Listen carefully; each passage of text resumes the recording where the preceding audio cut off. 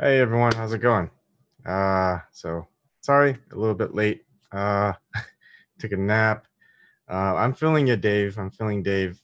It's tiring. It's exhausting.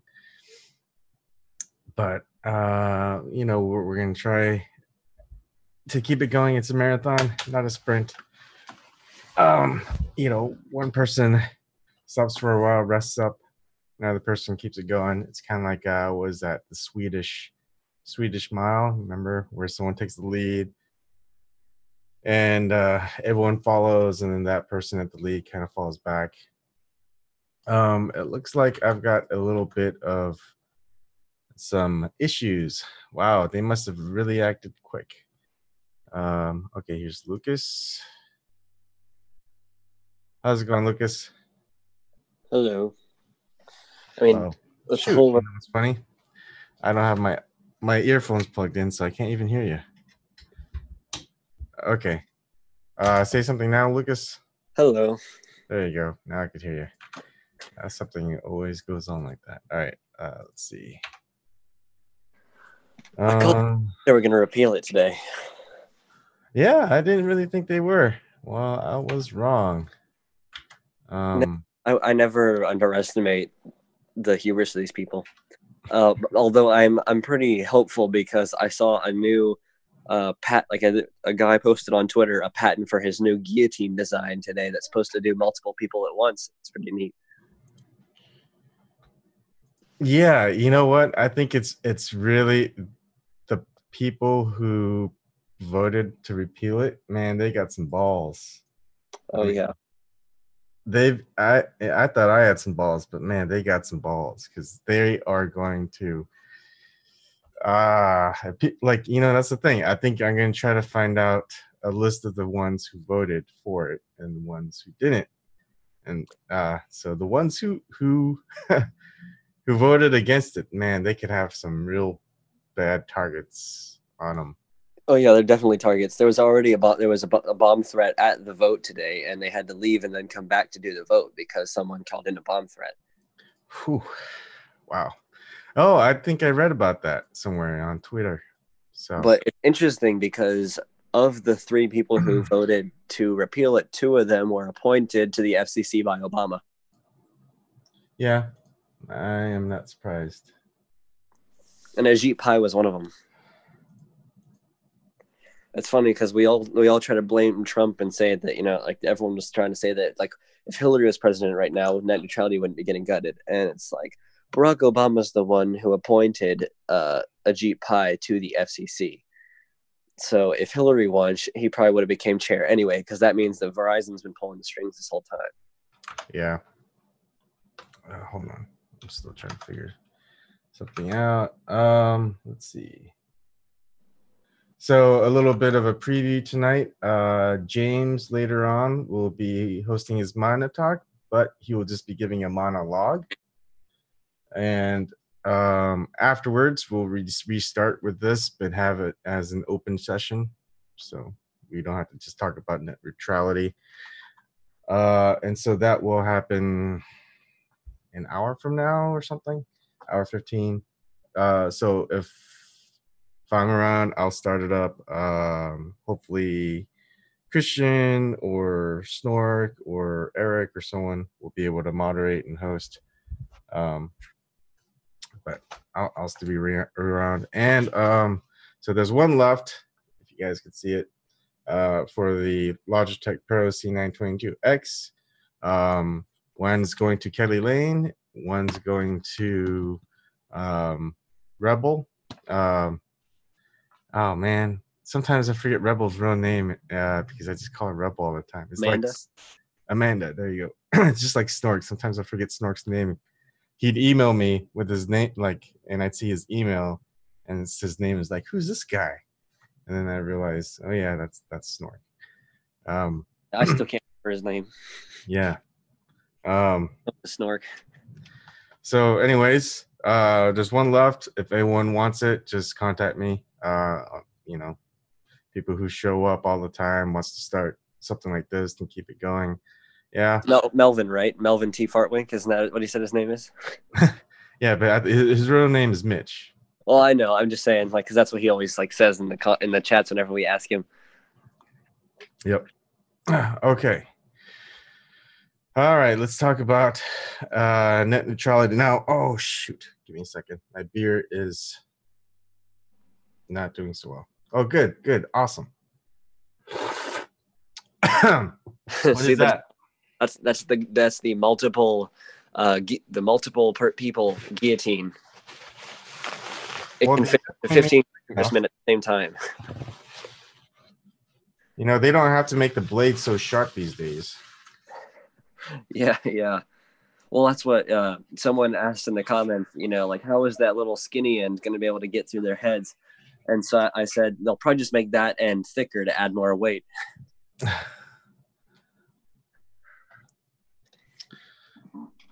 All right. So hello, everyone. Angel always making jokes. Stop it. All right. So let's see. Start from the top. Angel, awesome. Christian, Jay, Matt, Stevie. I haven't seen Stevie here in a while. Shirley, awesome. Let's see. Jake, great. Small group, but it's a fun group. Again, this is when I'm usually on, it's usually prime time, and so I understand when no one's here. Okay, let's get back to the guillotine. I mean, net neutrality. Who passed net neutrality? All right, so it's not necessarily the end all as far as, I mean, there's still a way to kind of stop it from occurring. Congress. We have to intimidate Congress enough over the next couple of days. Now, let me get this straight. Is it through the representatives, or is it through the Senate, or is it through both? Do they both vote on the ruling? No, I've heard people just say Congress. Like, so okay. I called the senators and the representatives both. Okay. Because like whenever you go on Battle for the Net, it shows all of your representatives in both the House and the Senate. So I assume it'll go through both. Like, I would think that it would have to go through both houses. Okay. Which worries me, because I think that the Senate is going to be more likely to keep net neutrality than the House, but you never know. Yeah. Do they have a date as far as when that's gonna? I'm not sure, because whenever I called to speak to one of Bob Gibbs' staffers, they had said that if a bill on net neutrality is brought up in the House, so like I wonder if they have to have a bill written to say that they were going to stop this from happening, or if the FCC's decision has to go through them anyway. Like, I'm curious as to how it's going to work. Like as far as I understand, Congress actually has to get together and write a bill saying that they're not going to let the FCC do it. Okay. Which is very unlikely at this point, considering the tax bill they're about to pass and how unpopular that is. But you know, they may want to just go ahead and get it done before the end of the fiscal year. Or not, is it fiscal year? Calendar year. I'm sorry. Why am I thinking fiscal? Man. Well, I mean, that's what I think, that they're going to take advantage of this and pass the tax bill right before they go on holiday break. And Christian, yes, it's true. Some states are suing the FCC. I don't know how legitimate that's going to end up being.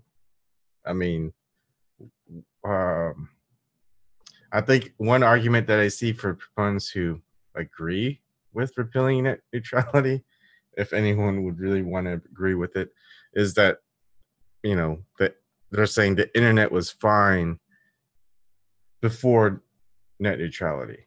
But it also didn't change after net neutrality. Net neutrality just solidified it and made it so that it couldn't be changed. And the reason that they passed these Title II protections is because corporations were like, hey, we should start throttling. And then people got wind of that, and they're like, hey, we should make this a Title II utility. That way they can't do that. And now there's no argument against Title II unless you want to throttle and block sites. Yeah. So who are going to be the biggest losers in this? Is it streaming companies that like Netflix or Jimmy Dore, Graham what was L. that? Oh yeah. Smaller streaming, like, because Netflix can afford to pay the bribes. The real burden of that is going to fall onto all of Netflix's subscribers, because they're going to pay extra, not just to watch Netflix, but to be able to even access Netflix. Because like they're going to pay $10 a month, or actually it's probably going to raise, because Netflix is going to have to pay a bribe to the companies to have it sped up. So it's going to be like, if you want to watch Netflix, you have to pay Netflix, $12 or $13 a month, and then in addition, you'd have to pay like an extra $5 a month to Spectrum or Dish or your ISP, whoever. Yeah. So basically, your ISP is saying, "Hey, you can have, you've got your basic edition, which you've got your speeds, and then you've got your higher quality speeds. Like, say you've got 100 gigabytes download, and you've got like 30." Not megabytes, gigabytes. I'm sorry, megabytes download, and say something like 30 megabytes per second upload. But then it's going to be limited, right? So there's certain sites like Netflix, you can only get like download at your bottleneck has certain download speed, so you can only really watch it at like 1080p at HD. And then they may have something like a specialty package where they won't throttle it, and you can watch Netflix content at 4K, but maybe it's also limited to something like, once you reach like 10 gigabytes of downloaded streaming per month, and then you'd have to pay per minute or something. They can pretty much do whatever they want, and there's really nothing people can do about it. They can't sue them. So that's a scary thought. Yeah, it's kind of like, the idea of like data with, Verizon and AT&T. It's like they can give you so much data a month, and you can pay to have more and pay to have like quote unlimited. But in reality, the unlimited still limits you, because once you reach a certain, like, I think it's like 8 gigabytes a month, or maybe even less, as soon as you reach that limit, then they slow down your internet experience by like half or more. Yeah. And so like they could do that too. Like, even on top of what you're paying for, they could be throttling, because without this regulation, no one's going to be investigating them.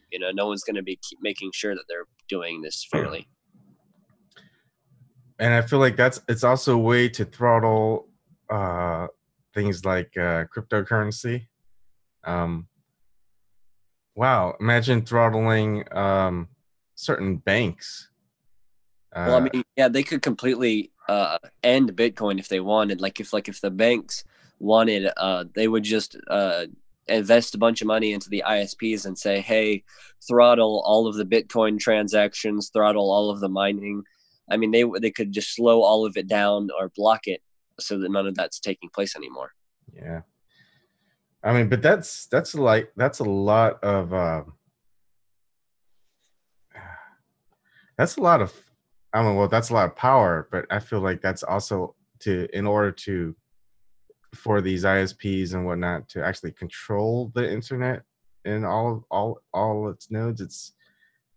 They've got to hire some pretty smart guys to and developers for them to be able to, I guess, I don't know what you would call it,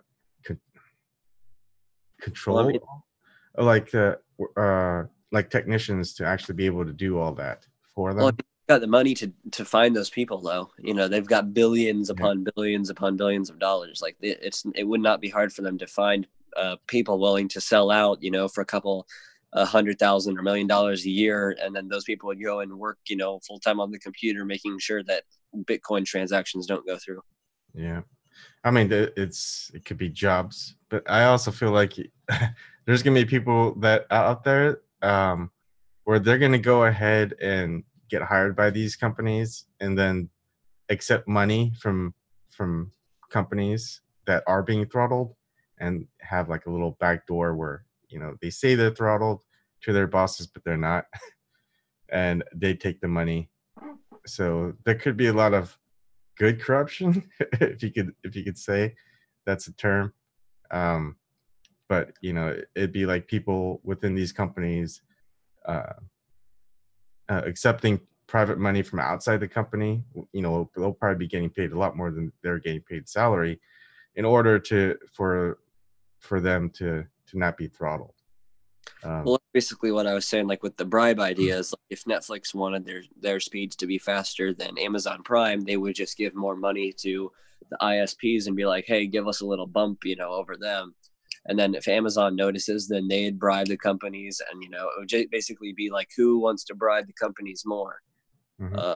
And how much are you willing to bribe them to get, your minimum viewership? So, I mean, if we're thinking about the full picture, there's so many different ISPs around the country, and like I have RCN, other people have Spectre or Comcast. I feel like those companies, definitely Comcast, are going to be doing stuff like this. But there are some ISPs that probably won't, and they might actually um, make more money. I think a lot more people would switch over to them if they didn't do that. The problem is once it gets to an area where Comcast might own a part of the network, but they throttle other ISPs. So will it be like an ISP war? Oh yeah, totally. That's one of the things I'm worried about with like I'm working on convincing my mom to switch from Verizon to T-Mobile, because T-Mobile has unlimited data and their plans are cheaper and just all around they're better. Like T-Mobile's not the one who put a G pie in power. Like they don't have as much power over our politicians as Verizon. And so, everyone should be boycotting Comcast and Verizon and all these huge ISPs like Spectrum and AT&T. Like no one should be going to those companies anymore. Like if you have any other options, like for ISP, like you should go to them, even if it's just a crappy cell phone company. But the problem is where a lot of these cell phone companies use the towers that the other cell phone companies put up. So like T-Mobile or Sprint might use Verizon's towers, and so if people switch to those companies, they either might get bought out by Verizon or AT&T, or they are merge, or they might, like Verizon or AT&T might just throttle all of the block all of the content going through those towers. Okay, so it looks like in this fight, the smaller ISPs might be doomed. So they'll be fighting against this. So that's kind of good news, I guess. Because there's a lot out there besides just Comcast, even though Comcast is the biggest. Well, the problem is just that there's not just Comcast, but there's what is it, 4 or 5 really big ones, and those ones have more money than all of the small ones put together. And that's just individually. Like each one of those companies has more than all the small ones put together. I had something in my thoughts. I can't remember it.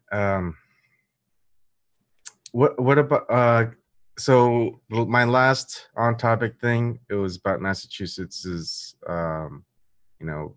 cruelty free animal farming, as far as that, and other states, 13 states were suing Massachusetts to get that new law repealed, because stating that it affects interstate commerce. So isn't this kind of the same thing? Wouldn't this affect interstate commerce if, say, a company within one state was going to go ahead and throttle, the internet for customers in another state because it's from a different ISP? It's possible that could very well be brought up in court. If there's a lawsuit taken against the FCC. I know that there are states that are suing the FCC. But my initial thought about it was that the FCC is like the national Federal Communications Commission. So, their decision would hold weight over the whole interstate commerce thing. But now that you bring it up in the context of throttling internet service providers in other states who use your equipment or similar circumstances, there could be, legal grounds there for suing the FCC to reverse the decision. Like they could be standing there. This is just such a weird moment, I guess. I mean, a lot of weird moments. Well, I mean, it adds the fuel to the flames. I don't know if you watched Redacted Tonight's video that came out this week that was showing that it was a study that said that the United States is overdue for a bloody, violent revolution, because they were talking about historically on the Gini scale of like economic inequality, because like economic inequality is the number one factor that's always led to bloody and violent revolution. I agree with that. And he was like saying on the Gini scale, the highest in history was the Romans at 0.59, on a scale of 0 to 1. And the United States has them beat because we're at 0.81. Like what's that scale based on? It's based on the economic inequality, like how much of the wealth is held by how few of the people. Okay. And and like what like economic consequences that has, and like where all the transactions taking place, that kind of thing. Like we've been widely recognized as like one of the best scales for measuring inequality in society. But in all of the historical societies, like the Romans had the highest at like 0.59 or 0.56, and the United States has 0.81. Yeah. I mean, I wish I could find some Trump supporters to come on here and have a conversation, because I always wonder at what point are they going to say, yeah, maybe Trump isn't the guy that we really wanted. I mean, I feel like jobs are going to be affected by this a lot. I mean, especially for people who kind of have a lot of jobs, or can get jobs easily in the tech sector, but companies in the tech sector are going to be really affected by this. And then that's like one less thing that if people have been kind of migrating from being technicians for like automotive or steel industry or things like that, one sure bet was to get into the tech sector. Now that's probably not going to happen. I don't know. It was easy to make fun of Trump and his decisions, but now it's like for the people who weren't, is it like now time? I mean, now is it just time to just equally start remarking about Trump's decisions and not just Hillary Clinton and the Democrats? Because we don't want to go back to the Democrats, but it's horrible right now. Well, we just need to talk about both of them. Like I said, Ajit Pai was appointed by Obama, and it's very likely that the same thing would be happening under Hillary. But if it was happening under Hillary, a ton of people on the left might be for it. Like a bunch of like those diehard Hillary supporters that wouldn't vote for Obama. That wear the pink pussy hat and that were shouting at Jimmy Doran's. Are you sure it was Obama that appointed Ajit Pai? Because I don't think so. I mean, Obama actually, during his term, got net neutrality installed. Yep, I'm 100% sure. Because he appointed a bunch of Republicans he appointed Ajit Pai and Michael What's-His-Face. And he appointed Michael What's-His-Face, that's a Republican, twice, whenever he had the opportunity to appoint a Democrat. Let's see. I'm trying to read up on it. If anyone knows in live chat, that'd be great. I see it. Why did President Obama appoint Ajit Pai to the FCC? He must have done it late in his term.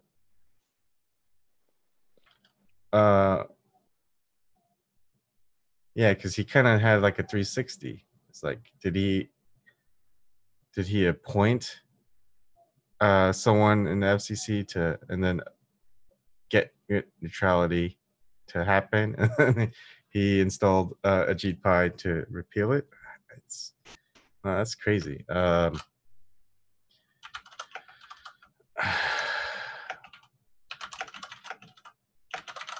see. I see. I mean, these are like the things that I don't really focus on until it becomes an issue, and I think that's kind of a bad thing. Let's see. So in 2015, the FCC classified broadband as Title II communication service, with providers being common carriers, not information providers. Let's see, when did it?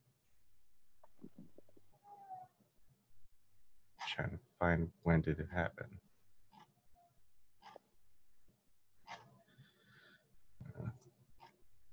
Open internet order.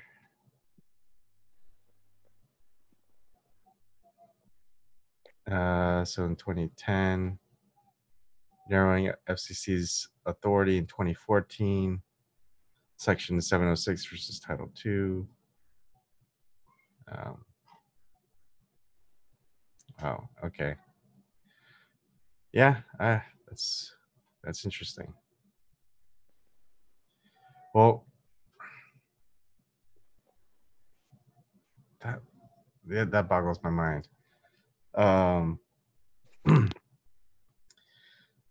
Yeah. So he started it to help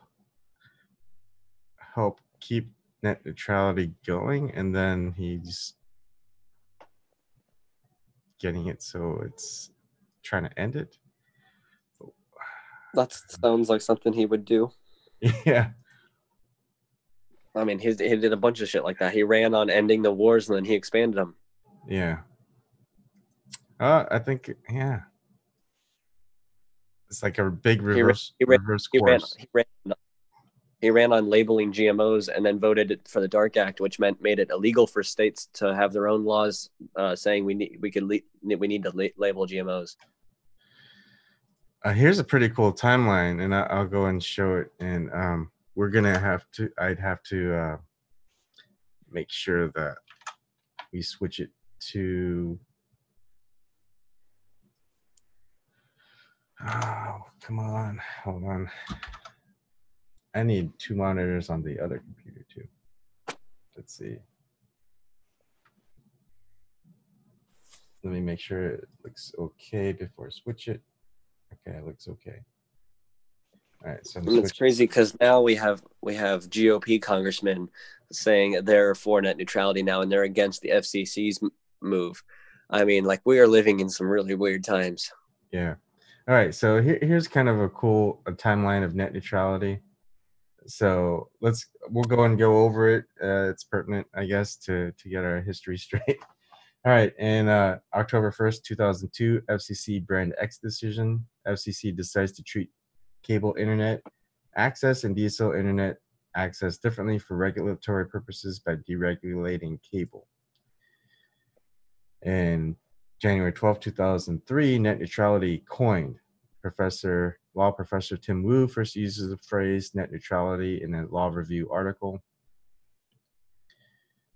In March 5th, 2005, FCC orders ISP to stop blocking VoIP, which is voice over IP. The FCC fines North Carolina-based ISP Madison River Communications for preventing its subscribers from using a VoIP service that competes with Madison River's own voice calling offering. In June 27, 2005, Supreme Court brand X decision. With its decision confirmed, FCC is free to leave cable internet access unregulated. September 23rd, 2005, FCC deregulates DSL. In September 23rd, 2005, FCC issues internet policy statement that sets out photo net neutrality rules for ISPs. So it's this according to what I'm reading right now, it says Obama nominated Michael O'Reilly to the FCC twice. Michael O'Reilly is Republican. The rules state no more than 3 FCC commissioners may be from the same party. Obama had 2 chances to nominate a Democrat, and instead he nominated O'Reilly in 2013 and renominated him in 2014. Okay. And he was one of the ones who voted against net neutrality with the GPI. Okay. All right, I'm gonna continue on the timeline real quick. I mean, it's pretty lengthy. So November 6, 2005, anybody who expects to use pipes for free is nuts. That's AT&T CEO Edward Whitaker inadvertently confirms why net neutrality is important. Awesome. ISPs want to demand a cut from every website just to reach their customers. That's in 2005. May 1st, 2006, Senate considers net neutrality law. As part of a proposed but ultimately doomed attempt to update the Communications Act, the Senate considers a bill that includes a reference to net neutrality. In June 28th, 2006, a series of tubes in an attempt to explain why the consumer protections that exist for their phone system should not extend to the internet. That's Alaska, said Ted Stevens turns himself into a meme. February 7th, 2007, Skype requests wireless right to attach. With the FCC to extend wireline cater phone rules to wireless, this would give customers the right to attach any non-harmful device to wireless networks, just like they can with wired telephone networks. The freedom of the original Carter phone rules gave us things like fax machines, voicemail, and dial-up internet. Now, this seems like a lot of Comcast stuff. September 1st, 2007 through November 1st, 2007, Comcast blocks BitTorrent. Although it initially denies doing so, Comcast begins interfering with BitTorrent traffic on its network. I like that. It initially denies doing so, yeah. I guess. All right. Let's see. October 23rd, 2007, Comcast denies blocking BitTorrent. Yeah. So it insists that it only delays the traffic. So pretty much whatever Comcast says, they're going to be lying until they're called on it. I guess that's why they've been voted, twice for the worst company in the world. Okay, November 1st, 2007, Comcast BitTorrent complaint. Public Knowledge and Free Press file a complaint. Oh, man. Free Press. I guess it's not free anymore. Demanding that the FCC investigate Comcast's BitTorrent blocking. January 9th, 2008, the FCC steps in. Responding to Public Knowledge and Free Press's complaint, the FCC opens an investigation into Comcast's treatment of BitTorrent traffic. And April 1st, 2008, FCC dismisses Skype petition. Without wireless Carter phone rights, all wireless equipment must be pre-approved by wireless carriers. An unknown number of innovative wireless devices never make it to the market. In August 1st, 2008, FCC orders Comcast to stop discriminating. The FCC issues an order documenting Comcast behavior and prohibiting Comcast from discriminating against BitTorrent traffic. September 4th, 2008, Comcast appeals the FCC to the DC Circuit of Court of Appeals. And November 4th, 2008, Barack Obama wins presidency. He advocated net neutrality and won the 2008 presidential election. Well, I guess I'm talking to myself at this point. I feel like this is something that if Hillary runs again in 2020, she's going to advocate for net neutrality. I'll bet you that's just going to give her more favor again. And October 22nd, 2009, FCC begins net neutrality proceeding. They issue a notice of proposed rulemaking beginning the proceeding that culminated in the Open Internet Order. January 8th, 2010, DC Circuit hears oral arguments on the Comcast order. This just seems to all boil down on Comcast. The oral argument before the DC Circuit signals trouble for the FCC's order on Comcast traffic discrimination. April 6, 2010, DC Circuit rules in favor of Comcast. The DC Circuit Court rejects the FCC's use of Title I ancillary authority in punishing Comcast and calls into question the FCC's ability to issue net neutrality rules. May 5th, 2010, FCC Ganachowski announces a third way. So this is and FCC Chairman Ganachowski, which, thanks, Lucas. You were talking about that earlier. Considers reclassifying the transmission component of broadband service as a telecommunications service. Doing so would clarify the FCC's authority to implement net neutrality rules. August 9th, 2010, Google and Verizon attempt to cut net neutrality deal. Reversing with its long-standing position as a net neutrality supporter, Google announces a compromise with Verizon that would exclude larger parts of the internet from protection. Ultimately, agreement is not adopted. Let's see. December 21st, 2010, FCC issues the Open Internet Order. FCC decides against reclassification and finds authority to issue the Open Internet rules. And September 23rd, 2011, Open Internet Order published in Federal Register. And September 30, 2011, Verizon challenges the order, the Open Internet Order to the DC Circuit, questioning the FCC's authority to impose the Open Internet rules. Okay, so it looks like Verizon gets into the war. September 18th, 2012, public interest groups tell AT&T to stop blocking FaceTime. Oh, man. AT&T decided to block FaceTime on its mobile networks for subscribers unless they enter into a mobile share plan. Hey, folks, this is what you guys got to look forward to, I guess, with repealed net neutrality. Okay, so subsequently, public interest groups, Free Press, Public Knowledge, and New American Foundation's Open Technology Institute notify AT&T of their intent to file a formal open internet complaint to the FCC. AT&T agrees to unblock FaceTime. Wow, look at that. After pressure from public interest groups using the FCC's open internet procedure, AT&T agrees to end its blocking of FaceTime. But now they won't have public pressure. Now the powers that be will be looking after them, I guess. September 9th, 2013, oral arguments in challenge to open internet order. The DC Circuit hears arguments concerning Verizon's challenge to the FCC's open internet rules.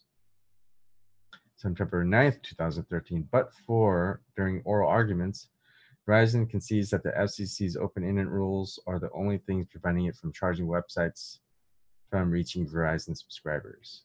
And you can hear the entire thing here on SoundCloud. You might want to listen to it now before you have to get charged for listening to it. January 18th, 2014, AT&T announces sponsored data. AT&T announces that will allow edge providers to pay in order to exempt their services from the data cap AT&T imposes on its customers. Oh yeah, data cap. I remember those good old days. They're going to be back. January 14th, 2014, DC Circuit overturns open internet rules. The DC Circuit overturns the open internet rules, reaffirming the FCC's authority to promote the growth of the internet, but telling the FCC that if it wants to treat internet access like a telecommunications service, it cannot classify it as an information service. I guess. Wow. February 19th, 2014, FCC tries again. The FCC announced its decision to explore its ability to create network neutrality rules in wake to the DC Circuit's decision. The FCC will consider its options under Section 706, but did not close the Title II reclassification docket. And wow, they don't even. Okay. April 23rd, 2014, new proposal leaks.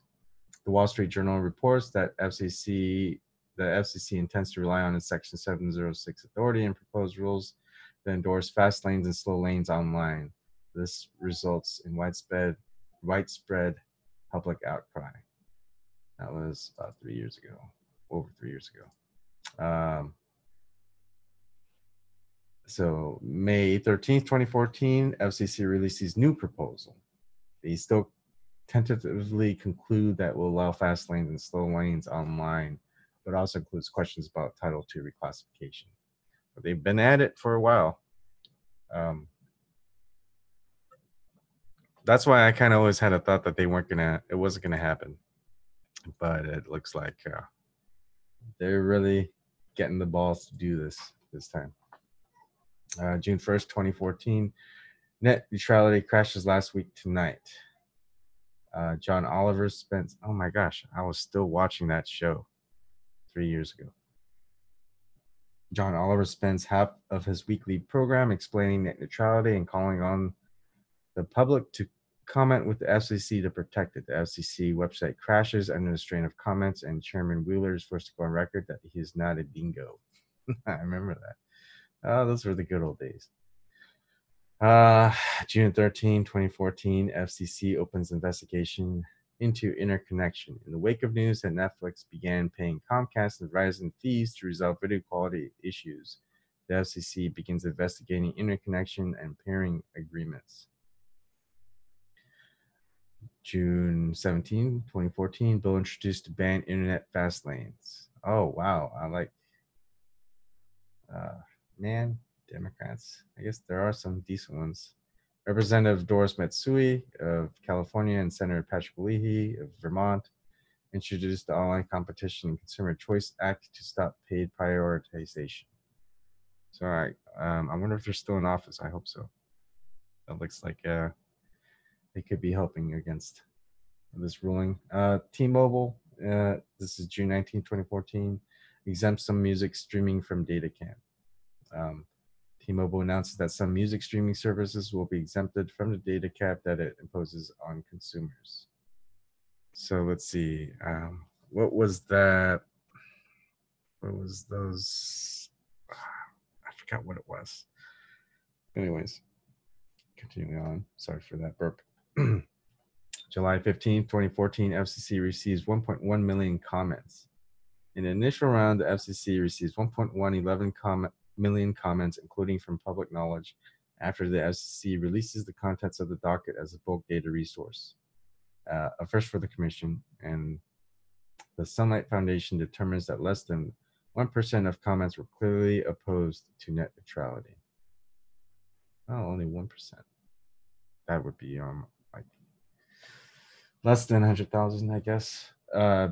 August 6, 2014, Big Four wireless carriers hit with transparency complaint. Relying on the open internet transparency rules, which, we need a lot more transparency in government.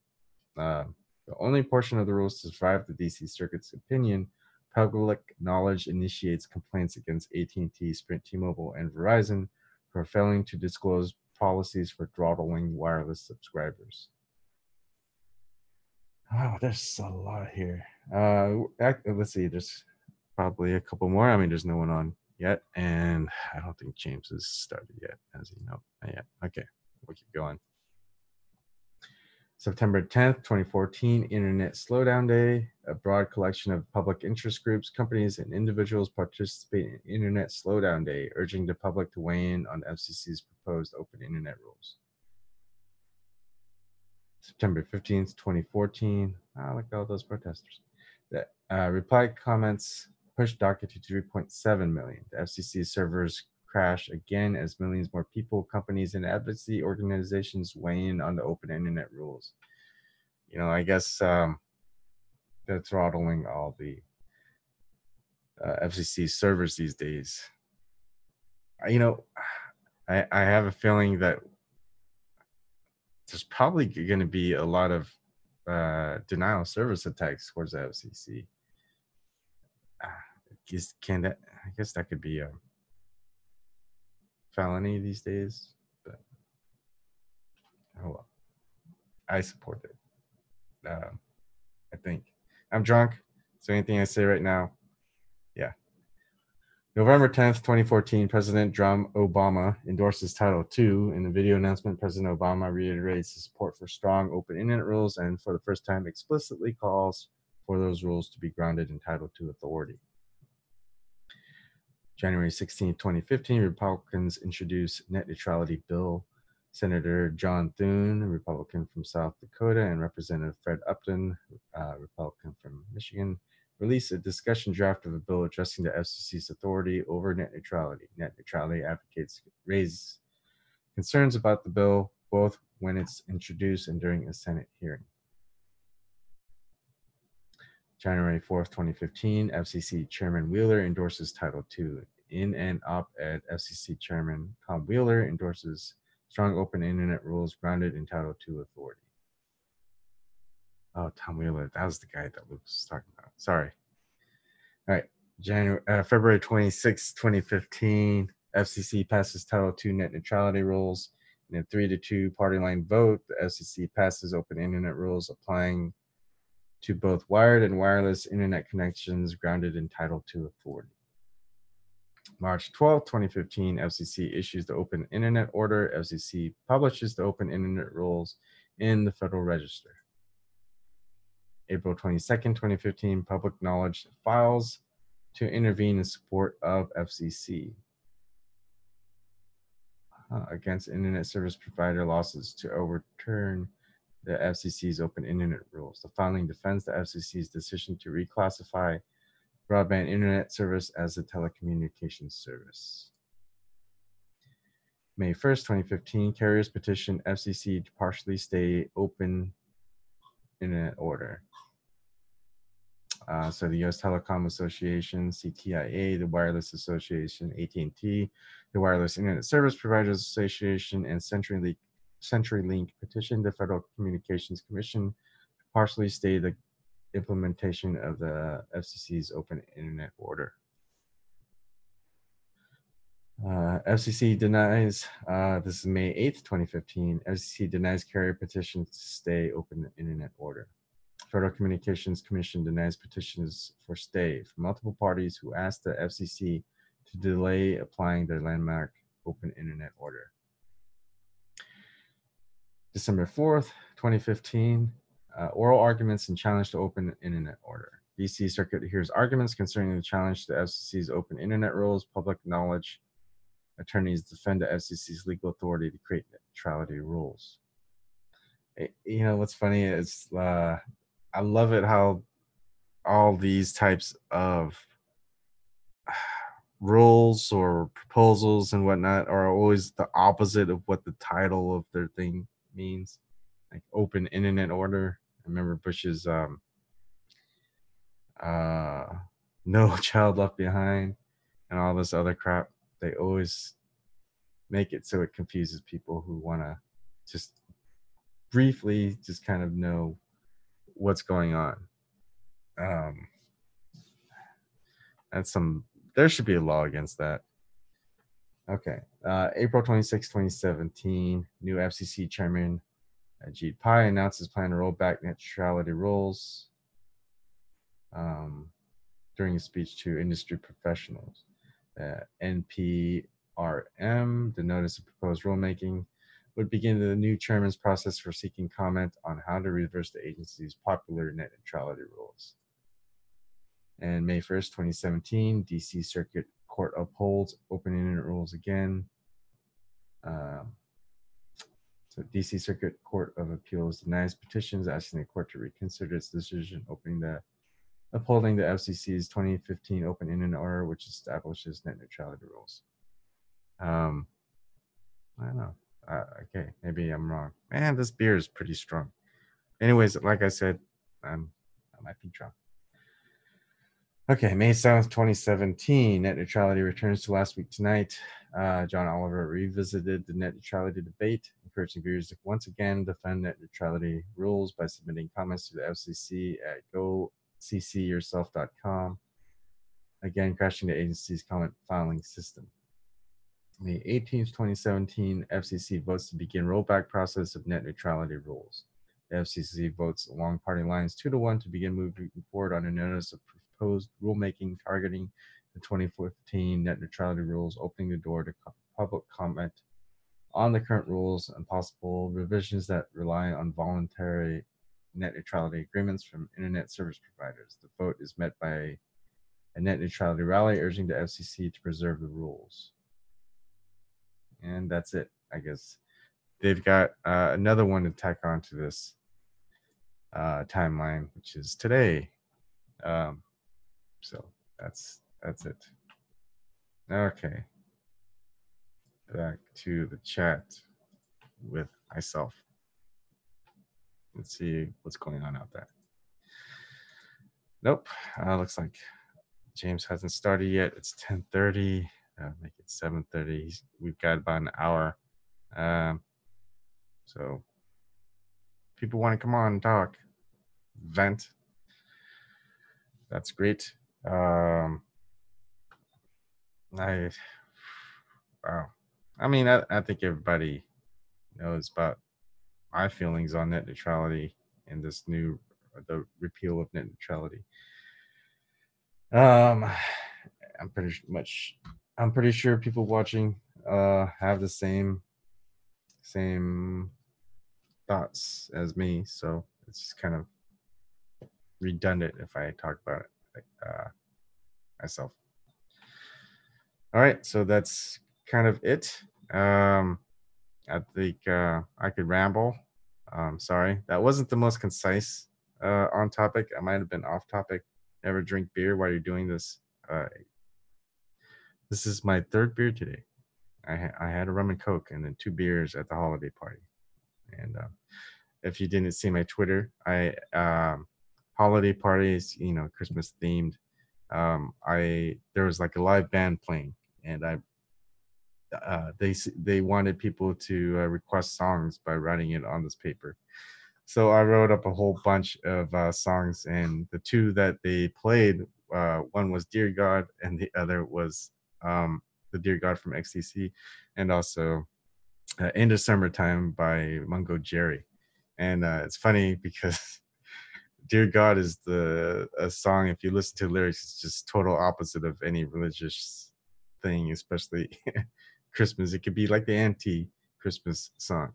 And then In the Summertime is a song promotes drunk driving and other things. And it's a summertime song, not a winter song. Anyways, I just thought it was great. Let's see. Yeah, don't want to ramble. Wow. So in my thoughts, it's just kind of how would we collectively fight against this? I mean, there's the guillotine. That's a good one. I think there's going to be a lot of threats. I feel. Oh, you know what? Let's see. I'm going to look at. I'm going to switch it back to the screen share. Let's look at the people who voted to repeal net neutrality. How about that? Is there 3-2? Great. Let's pick. Who do we pick? Vox, New York Times, Al Jazeera. Damn. Okay. Cares. Let's just pick one. Stupid Vox. Let's see.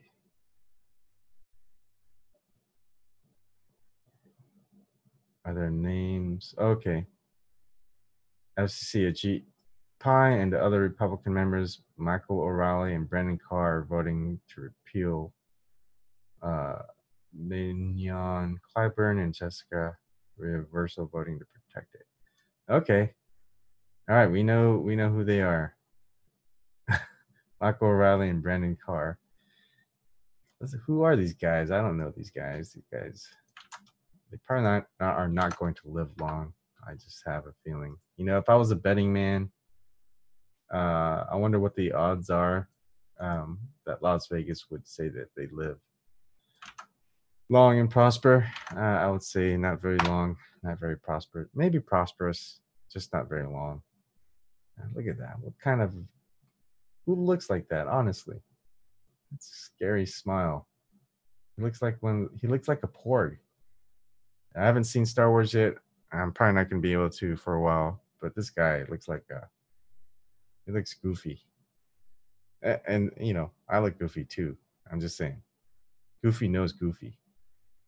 Let's see. Oh, he was nominated by President Obama. How interesting. Um, his history, his career, his policy. I have a feeling he might have. Wow, that's very short on this guy. I wonder what his LinkedIn profile is. What jobs did he have besides this? Did he ever work at like Comcast or something like that? It doesn't say.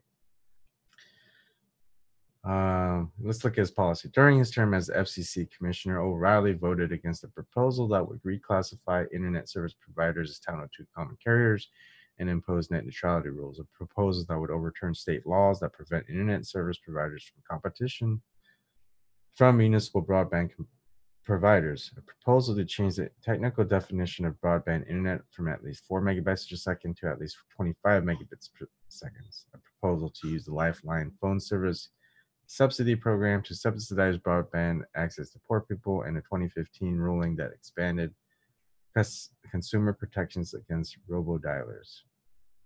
He quoted in June 15, 2015, it is important to note that internet access is not a necessity in the day-to-day lives of Americans. This guy is a joke and doesn't even come close to the threshold to be considered a basic human right. People do a disservice by overstating its relevancy or stature in people's lives. People can and do live without internet access, and many lead very successful lives. Oh man, Jenny Lynn, no woman has ever voluntarily fucked that guy. Yeah. Uh, you guys kill me. All right.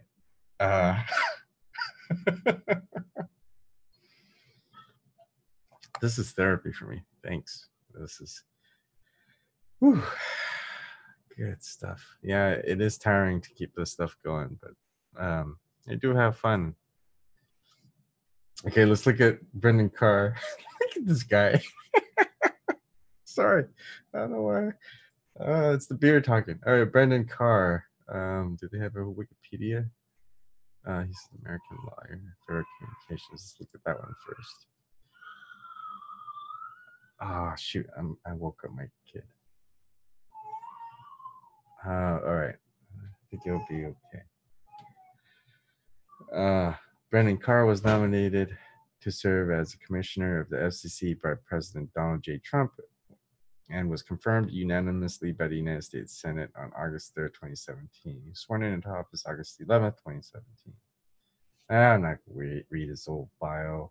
Let's look for interesting stuff. He's a lawyer. Damn. Why are all our government positions filled by lawyers? Isn't that interesting? He served as an aide to FCC Chairman Ajit Pai. He was a telecommunications attorney at the law firm Wiley Ryan. I wonder what kind of telecommunications he supported. I would say that they probably supported Comcast, AT&T. Let's see. Let's see.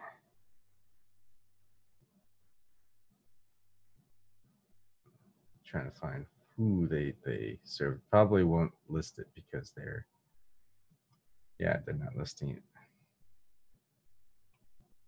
it. Probably Comcast. Well, we can do another check.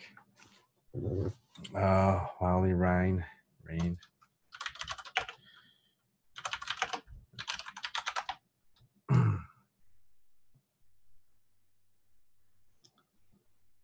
Yeah, looks like they supported Comcast. Let's do AT&T. And yep, looks like they support AT&T as well. Yep. Wiley Ryan, LLP. Bastards of lawyers. Well, that's it. There's really not much for him. All right. Let's look at this goofy guy again. Boy. How about that? Let's just use that guy as our icon. Oh man. All right, you guys gotta save me. All right. I think no one's joining in. I think I'm going to log out. We'll wait for James to start his monologue, and like I said, he's just gonna do a monologue and then shut it down, and then we'll see if anyone wants to go ahead and host an anything goes type of thing. So you don't have to talk about net neutrality if you don't want to. Okay, I just thought I'd do it. All right, I'll see you guys soon.